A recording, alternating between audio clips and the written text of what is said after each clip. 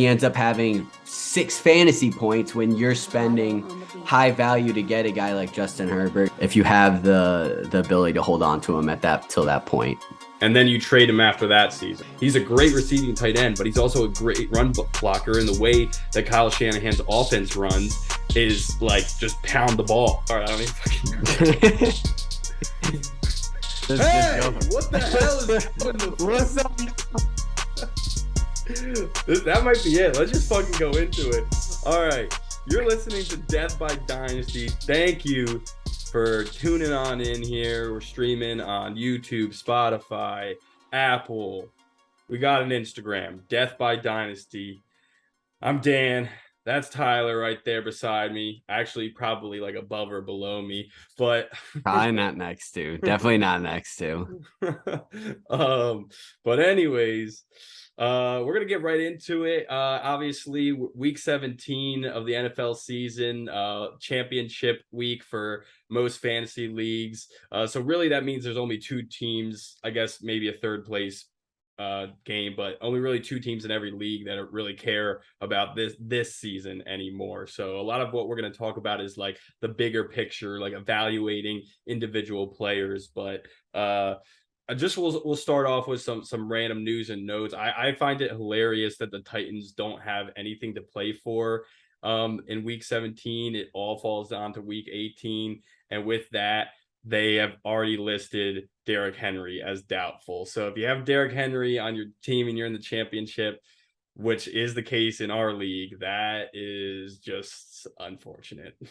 Downright brutal. And I will say the really nice thing about being in Dynasty is that it really doesn't matter what week it is. There's always something to be paying attention to.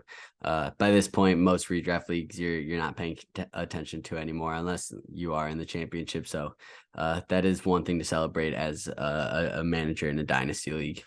Yeah, for sure.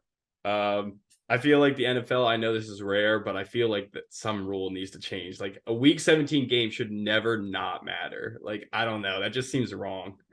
I don't know if there's much you could do about it, though, because, I mean, it just depends who your matchup is at that point, unless they end up flexing and they switch the matchups, which would be a crazy thing to do because it would have to be like a perfect situation. But end of the day, yeah, it's only so much you can do. And that's the thing about fantasy football is a lot of it's luck, and that's just horrible luck. But that is one thing we could talk about that as well, as you've probably a lot of us have noticed.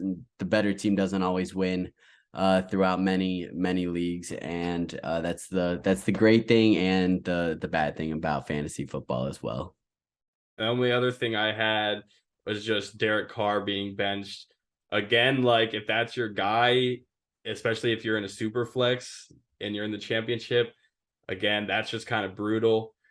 Jarrett Stidham, not that he's matters much, not that he's been in the league for 4 years and has never solidified himself as a starter, so he probably never will, but I did pick him up because why not? If Derek Carr is your guy at this point, you're in the championship, there's been some crazy things going on with the rest of your team that it probably doesn't matter who you can pick up at this point anyway. So the rest of your team is probably very good. I will say though, like, the fact in our league, like one of the championship teams, like Tom Brady and Deshaun Watson are their quarterbacks. And those are obviously Deshaun Watson didn't play most of the season. Tom Brady has not been a great fantasy quarterback. So his team is just stacked enough to get him there. Like, it could be the same thing about Derek Carr. I drafted Tom Brady in the original draft, and I remember trading him like I think the second year before when we were still in ESPN, and I was like, oh, he's retiring, and he actually did retire. And then when he came back, and now who knows how long he's going to keep playing. And I keep telling myself it was a good trade because he's old and he's going to retire, but he keeps on playing. And he's on Sam's team right now? Is he not? Yeah, he's on Sam's team right now. Yeah, so he's on a championship team. So I mean, I can't say looking back on the moves I made were some great moves looking back on it in that way, but I did the same thing with Aaron Rodgers, and that one off season where he was legitimately considering retiring, I felt so good. I was like, yes, he's gonna retire. He's gonna go be a Jeopardy host, and like this is gonna be the best trade ever.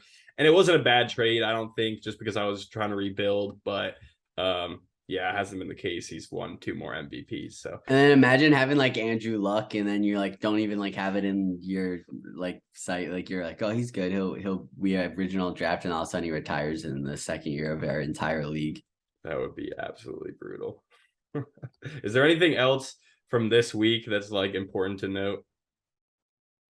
For this upcoming week, uh, not Derrick Henry is obviously the big one that you have coming into it.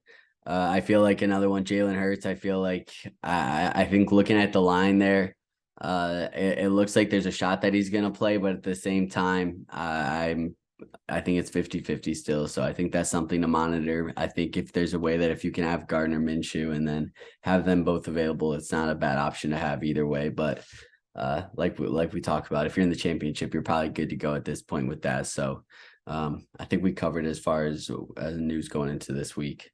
Cool. All right. So here's what we're gonna do. We're gonna rank some players here. So Tyler, you can start. We're gonna rank them all three. Three players. They're gonna be in the same position, and we're just gonna rank them, and we're gonna talk about them from a dynasty perspective. You want to start? Yeah, sure. I'll start with some quarterbacks here. Three quarterbacks. First, Justin Herbert. Second, Justin Fields. Three, T Law. Where do you rank them dynasty wise? And as we talked about when we're preparing for this, we want to rank these guys not as far as if you're trading who's the better player in a trade, but who just as far as you're going, if you're starting in Dynasty League, which player do you want on your team? And also to note, we do not know who the other person is naming as we're going to this. This is completely shot from the Tyler, head. that's the first time I've heard those three players. I did not know that was coming. So this is all off the top here. And I feel like it's fairly obvious, but maybe not. So I'm gonna go with Justin Herbert, number one. I've always been big on Justin Herbert since he's come in, and he's still a great fantasy quarterback. I think he hasn't brought his team to that next level all the time, hasn't been able to like have those fourth quarter comebacks all the time, but he's still a great fantasy quarterback. I mean, he's just out of those three, he's the most proven and solidified quarterback in the NFL. And then number two for me would be Justin Fields. However, I do think with Justin Fields' running ability that from a fantasy perspective, he could maybe next season or eventually surpass Justin Herbert just because he's been he dominates on the ground, and that's like huge for a fantasy quarterback. But he's young. He broke out this season. Potentially they get him weapons moving into next season. Potentially that offense starts looking a little bit better, and we'll go from there. And then Trevor Lawrence is number three for me, who I think is going to solidify himself as a starter in the NFL. And like coming out, it was like, this guy is so far from being a bust, and he's so ready for the NFL. And I think that's true. But I think that's because he's such a good, and he can run the ball too, for sure. But I think he's such a good pocket passer and really has a great arm, and that's all good. But it doesn't always translate to fantasy points.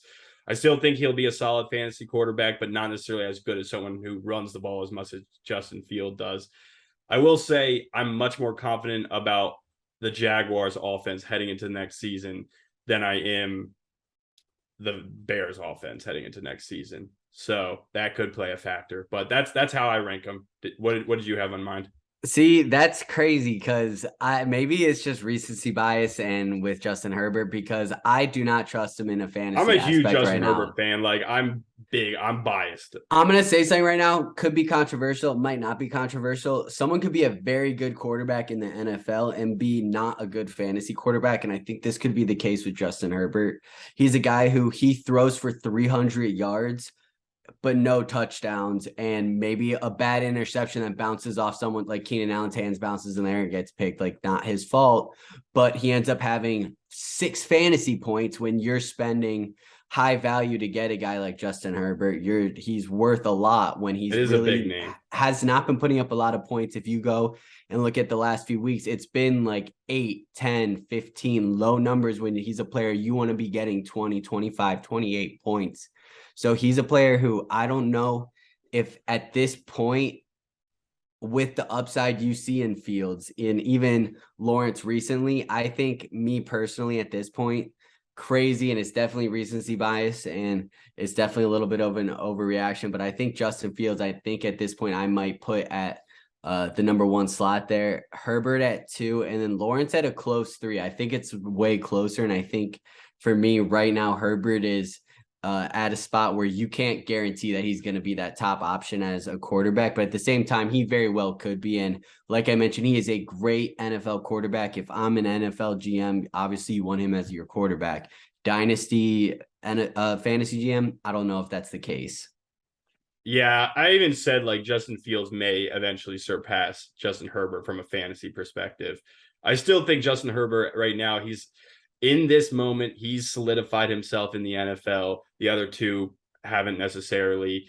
But Absolutely. For the future, I mean, it's tough because like Justin Herbert is a young quarterback with a lot of potential. But yeah, it feels like he needs to take a big step forward next season because he was basically good out of the draft, but like we need to see him improve now to get to that next level, because you're right, like you don't see the touchdowns, you don't see the fantasy points. Even from an NFL perspective, he puts up huge numbers from like a yardage perspective, but his team, he's never winning. He's not, closing out games. They're always losing games in weird ways and things like that. So. And it's not all his fault. A lot of it is they get down onto the red zone and they just pound it with Austin Eckler, and he gets 16 touchdowns. And like a lot of the players say, they don't care about your fantasy team. They just want to score a touchdown. And he, like we're talking about, Justin Herbert's throwing for 300 yards, getting them down there. Austin Eckler scores touchdowns. Yeah. And there's only so much you could do about it. And then, but that's not what wins fantasy games.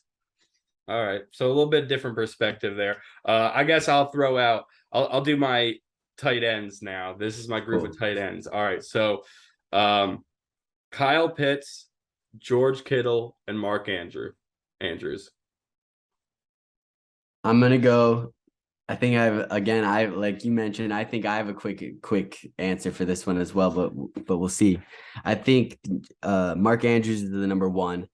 I think he's a player who he's when he's healthy, he's going to perform, and from a dynasty aspect, he's a player who he's going to be good for a good handful more years. And I think in dynasty, you always want to look at 2 to 3 years out in a competing standpoint. So I think Mark Andrews I'd put at 1. I think I'm putting, this is where it gets interesting, because George Kittle, as of recently, has been performing pretty well, but also I would say the last year and a half hasn't been as great as his ranking would put him out to be. So I'm just gonna throw it out there, and I'll throw Pitts at 2 because he's young and I want to give him the benefit of the doubt. I'm gonna put Pitts at 2, and then I'll put Kittle at 3, but at the same time, I think Kittle is an all-time tight end there. But wow, I switched last moment there, so maybe not. This is like more of a thought experiment because like we're not like looking at a specific team and saying like what is this team's future needs and things like that, and like Kyle Pitts is a risk, but like he has all the intangibles to be a great tight end. And we're looking at it from a dynasty perspective. Out of those 3, like if you were just going to say like who's the better tight end, like George Kittle is the best tight end out of those 3, I think, and Mark Andrews would be a close second in my opinion. But that's like, but we're saying from a dynasty perspective, where George Kittle is, I think, 29 years old, and yeah, and that offense, like he's a great run blocker. That's the thing about George Kittle. He's a great receiving tight end, but he's also a great run blocker. In the way that Kyle Shanahan's offense runs is like just pound the ball, just run the ball nonstop. And so, and his quarterback situation is still up in the air. This has been this season and maybe next season too. We're still wait to see kind of what happens there. But okay, so I think I agree with that. You said Mark Andrews 1, Kyle Pitts 2, and George Kittle 3. Is that what you ended up on? Yep. I agree with that. Yeah, I mean, Mark Andrews is younger than George Kittle, and that's like one of the main reasons why I'm putting him at number 1. I honestly, the funny thing is like Kyle Pitts is the young potential that like you look for in Dynasty. You're always looking for the potential value in Dynasty, not the current value, because you like ideally would love to buy low for and get a great outcome. So like I would switch 1 and 3. Like 1 and 3 to me are switchable, but like I'll keep Kyle Pitts at 2, where it's like a risk, but it's that future value that you could have this longevity at the tight end position. So that's where I'm going with those three. I completely agree. Mark Andrews, he gets a lot of big plays every game. He's a player who I feel like he's when he's like I mentioned, when he's healthy, and that's going to be a big thing looking at him. But that's also so you look at with George Kittle. So I think it goes both ways. But Mark Andrews gets a lot of big plays. But the other thing you mentioned with multiple quarterbacks with Kittle, it sometimes it doesn't even matter whoever the better quarterback is. Some quarterbacks just have been favoring him more, as for example, Purdy has been getting him the ball a lot more than someone like Garoppolo or Lance did at the beginning. I don't even remember if it was beginning of this year, even last year at that point, if he was even getting the ball much with him as well. So that's another thing to take into standpoint when looking at George Kittle. Yeah, definitely. All right. I'm glad that was kind of like a little bit more of a discussion. Well, I guess we both agreed actually. Anyways, we got more coming. You have what do you have? Wide receivers for me? Yeah, I got receivers here. 3 receivers here. Let's go. Scary Terry, Amon-Ra, and Mike Williams. Okay. Oof. Um, I'm gonna go Amon-Ra number 1. Um, I mean, he's looked great most of the season. He's young. Uh, that team is on the upswing. Um, yeah, a lot of future value there. Um, I'm going. Wait, who were the other two? You said Scary Terry And Mike Williams. and Mike Williams. Um, I feel like Mike Williams. How old is Mike Williams? I feel like he's getting up there a little bit. Let's see. He's like 20, 28, 29, 20, 28. 28. I don't know. I kind of feel like he's a little bit past his prime a little bit. I feel like he wasn't as good as I thought he was going to be this year, and I'm really not looking at stats at all right now. But that's kind of my thought. And he was injured a little bit too, right? He was just firing off for it. But no, he's been boomer bust this whole year. It's either been games where he's going like 200 yards or like 12 yards. And when I say that, I'm not kidding. I'm pretty sure there's a game where he had like 210 yards. But he has been disappointing from a fantasy perspective. And again, it's not all his fault. It's just they have a lot of weapons on that team, and they're spreading the ball around. So there's not a ton of options, especially when Keenan Allen's getting 12 target, 12, 15, 20. It felt like 20 targets this past game. All right. Yeah, that's true. And again, like Amon-Ra is the youngest of all three of those, and like yeah, and he's pretty much proven that he can be a dominant wide receiver. So I definitely put him at 1, confirm like solidify him at 1 for me out of those three. And I'm gonna put Terry McLaurin at number 2. Just because he's been in not a great offense, but he showed up a lot this season. And I think he's still got a lot of potential in him. I think that like he's hasn't necessarily reached his peak. He's like close to it possibly, but I think that like he's younger, a little bit younger, and I think that he's shown out all season long. So I just see that continuing into next season. I have no idea again what their quarterback situation is going to look like next season, but they have a lot of weapons too, and a guy like Curtis Samuel, who like normally would be great fantasy player, like took a step backwards just because like they have a lot of different options in Washington as well.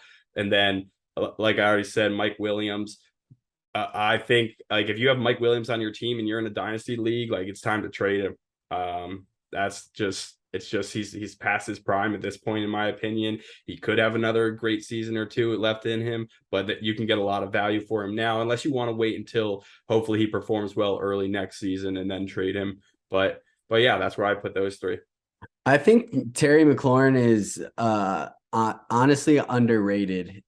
I think he very possibly could be above Amon-Ra at some point. I think the easy option is to go Amon-Ra, and especially when taking age into consideration. But I think Scary Terry is a player who's been underrated, a player who makes unbelievable plays, makes superstar type plays, has superstar type stat lines, and performs a lot, but is never that high up in the rankings. And I know when pulling these rankings here, he was definitely, I want to say he was in around the same range as Mike Williams, and I would not put him and Mike Williams in the same ballpark. I would put him considerably above Mike Williams.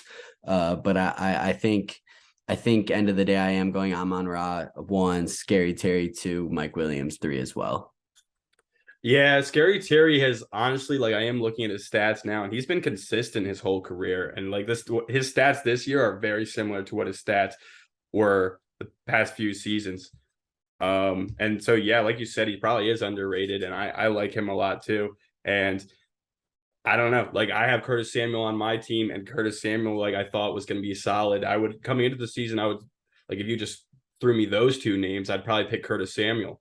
But as you're pointing out, Terry McLaurin is, I mean, especially this season, has been the better option for sure. Washington has valuable fantasy value for sure. Yeah, they really do. All right. Last one in this segment. I'm going to give you some running backs. Travis Etienne, Kenneth Walker, and I got, this one's a little bit of a wild card here. Toss up, someone who's not in the NFL yet. Bijan Robinson. Wow. Big names, some really big names here. All young guys for sure. So I think I'm just gonna throw age out the window right now. Yeah. I'm just gonna look at them straight up. I'm starting my team right now, almost like I'm starting my dynasty league. Who am I taking? I think I gotta go Robinson 1. And when I say that, I'm gonna go. I don't even know much about him more than just what I've read. I've always been someone who hasn't. I don't know much about college football, which is not something to be proud of when running a dynasty team. But at the same time, I do my research and I read a lot about them. And from everything I've read, this guy's gonna be an absolute stud. And if you're reading these things about a player, you have to take that risk. I'm a guy who's gonna take that gamble. I'm gonna take a risk there. So off rip, I'm taking that gamble. I think I'm going Kenneth Walker too. I'm going Kenneth Walker too. He's been a stud. He's been an absolute stud since he's come in. I have Rashad Penny on my team. So I was excited there for when he had his moment, but it's clear that Kenneth Walker's the guy there. He's just always performs. He's a monster, runs downhill, hard to tackle, a guy who looks like he's gonna have a long career, not a guy who's gonna get beat up too often. He's a guy who's gonna give the hits more than he's gonna get hit. So I think I'm putting him too, but putting Etienne at 3 isn't any sort of a shot at Etienne. He's a fantastic player and a player who I wish I had on my team. I wish I had all 3 of those guys. And unfortunately I don't have any of them, but all 3 of them are great, but just down to the other 2 being slightly better, I'm putting Etienne at 3. I am very curious to see where Bijan Robinson goes in our draft. I think he has to go 1-1. Go 101. Like, has to. He probably doesn't. That's crazy. Quarterback. I know Joey. I was talking to Joey, and like, this is a while back, but he was like trying to convince me to like pick a quarterback. You know, I know I'm 103 and he's ahead of me, but like, he was trying to convince me to pick a quarterback. I felt like he wanted to pick a quarterback, but he might have been just like trying to get me to pick someone other than Bijan Robinson ahead of him. But everything I'm reading is like guaranteed lock. This guy, like, basically he's going to be a Hall of Fame running back, you know, amazing career, Saquon Barkley, Zeke Elliott-esque. Like, when I see the like guarantee to not be a bust label, That You scares got to the take that shit out risk of though. But you me. have to. At that point, you have to take that risk. It's like, but the quarterback, our situation in our league is different than anyone else. I feel like unless they are also going into a either a new draft or they're drafting new for a super flex, because who knows what's going to happen with quarterbacks and how early someone's going to take a quarterback, because they're already be taken early. So it might get crazy. Who knows how far someone really, really good could fall. Yeah. I mean, if you're starting a fantasy league, Bijan Robinson probably should still go in the first round at some point. He may not be top 5 necessarily. Maybe you take that risk. I mean, if you're starting a dynasty league, like he could be worth it, but that is very risky. Um, yeah, I mean, you take the risk. You do take the risk, especially like if you're just in a rookie draft, you absolutely take the risk. It's just, it also still scares the shit out of me when I hear like guaranteed to not be a bust. And they said the same thing about Trevor Lawrence, and like, he's mostly living up to the hype. He's still got a long way to go, but definitely not a bust. I wouldn't say he's a bust. So, but it just scares me when I hear that. But I will say, I agree. I mean, out of those three, Bijan Robinson, Kenneth Walker, and Travis Etienne, I put Bijan Robinson number 1. He's never taken a snap in the NFL. But yeah, he's number 1 for me. Maybe I'm a little bit biased with Travis Etienne being on my team, but I just feel like Travis Etienne could be a little bit more of a workhorse.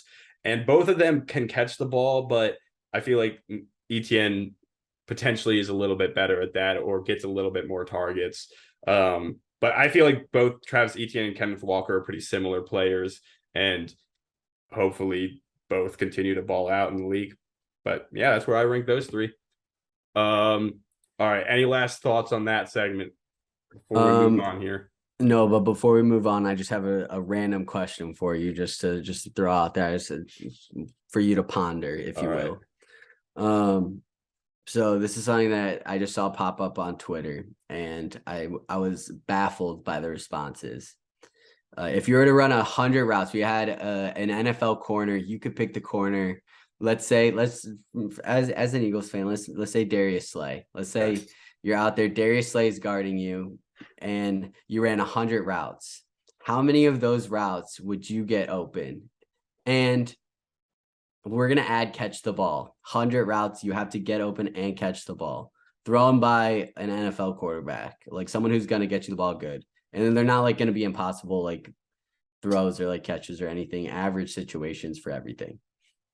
I mean, 100 times. I think the only routes that like maybe there's a chance that I could get open on is if it's like a very short, like slant across the field, like cut to the inside, and like the QB's throwing it to me like immediately when I turn around. But also, I probably wouldn't catch the ball because that thing would probably be fired in there so fast. Like, I think I would barely get open. I'm slow as shit, also, and Darius Slay would be all over me. I'd be screwed. I think the answer is 0 for anyone who's.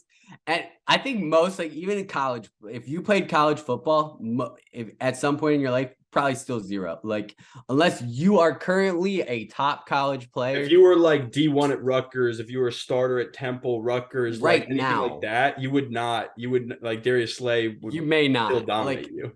That's what I'm saying. Like the answer is 0 for anyone who's out here answering this question on Twitter. The answer is 0. That he's pressing you at the line and you're not even taking a step. That I would don't be think they hilarious. understand. It's literally like he would press you and you would go He's nowhere. also Like, so much stronger than me. Like I don't know how tall he is, but like he's probably it not doesn't that much. matter. Like he doesn't look that much bigger than me, probably, but he's still so much stronger than me. I'd probably fall down most of the time. Like people out here, they're like, people were trying to say like, oh, I maybe once or twice. Like no, 0. Like anyone who says more than I was 0 trying to is just say maybe wrong. once, But but I was even still like open about it.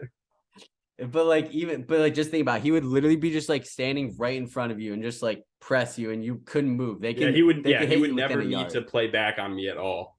Cause like he would just be on me the whole way. That's hilarious. All right.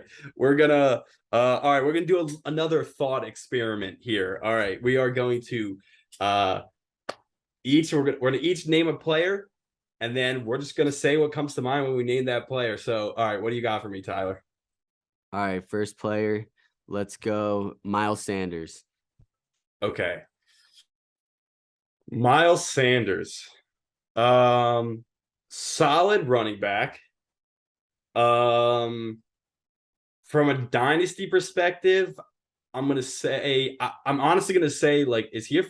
I think he's a free agent after this year too. So I'm gonna say he's gonna be on another team next year, and kind of up in the air what that looks like for him. So for him, I think like a big question mark, and I think it might be time to trade him if he's on your dynasty team, especially if he's a big part of your dynasty team. It might be time to trade him. I think like the Eagles could be drafting shit. They could get Bijan Robinson. Like, I don't know. So I kind of just think he's a question mark. And like, while he's still a solid running back and probably has another couple seasons of being a solid running back, nothing too special moving forward from a fantasy perspective. Yeah, I think he's overperforming. I think he's not going to be able to live up to the way that he's playing right now in the upcoming seasons. It's his last year of his contract. He's playing for a contract. He's going to get a really big deal somewhere else though. So he's going to go somewhere and he's going to get used somewhere where he's needed. So I think he is a player that if you have him, I wouldn't say get rid of him necessarily, but I think he's definitely a player to look at depending on what your situation He's not is. an RB1. I'll say no, that. he definitely not an RB1. I think if you are looking at him to perform how he did this year, I don't think that's something that you can count on, especially when it comes to turnovers. He's at the start of the year, he didn't turn the ball over at all. In the last 2 games, he's turned it over 4 times. So I think something looking at Miles Sanders is, and I don't think he's a player who's going to turn the ball over twice a game either, but that's something that he's going to do. And I think if you're competing, you're the next couple of years, maybe try to look to get him on your team, or if you have him, keep him. But if you're not in a situation to compete, maybe you're looking to unload him to a competitor. I like it. All right, you have someone for me now? Yeah. All right. DJ Moore. Wow, strong feelings for him. I feel like all my redraft league players get brought up, and it's funny because I was gonna pick him as a player to throw him at you to see your opinions on him. I think he's a great wide receiver. Another situation we talk about players where they're good NFL players, really good NFL wide receiver. Fantasy situations, a horrible one for him. But at the same time, if you've been lucky enough to have started him the last couple weeks, you're loving it. He's scored touchdowns, but for the most part of this year, he's been someone else who, similar to Mike Williams, either has a huge game where he has 100 yards and a touchdown, or he has 7 yards, so, or like no targets. And it's been a really tough situation there, but you also got to look, he has some time in his future to be fantasy relevant. So they could get a quarterback, and he could be someone who could be the future and be a wide receiver 1 at some point too. So I think he's a player to kind of just hold and wait. You definitely, I wouldn't say get rid of him, and I also wouldn't say to start trying to trade for him and base your future around him either. But I think if you have him, I think you're in a really good spot with him. I think his whole fantasy career has been kind of a disappointment. And he's always been a guy that's like, this guy has potential, and he does. He has the skill set. And like, that's why at the NFL level, like, any team would take him. But yeah, I just think that he hasn't been in good situations, hasn't had a good quarterback his whole career. And so, yeah, I pretty much agree with you on that. Like, he's just not, he's got a lot of potential, and he just hasn't lived up to it. But like, he hasn't done anything wrong per se. He has the intangibles, and it just like hasn't worked out from a fantasy perspective. So I think he'll put it together one of these years though, and it's just gonna be what year is it? And if you have the ability to hold on to him at that till that point, and then you trade him after that season. yeah, exactly. Maybe. All right, let's go rapid fire now. I feel like we got a couple more here. We can get out here. Let's go. Chase Claypool. Chase Claypool, not it. Just not it. Just not him. Looked great his first season, and he's just not. All right. Keep it Deshaun short and Watson. sweet. From all standpoints, I wouldn't want him on my team. I feel like it's just anytime you get that much negative publicity around a player, it's not a player that you want to trust, especially when he's expected to perform at a very, very high level, because you never know at what point he can never play a football game again.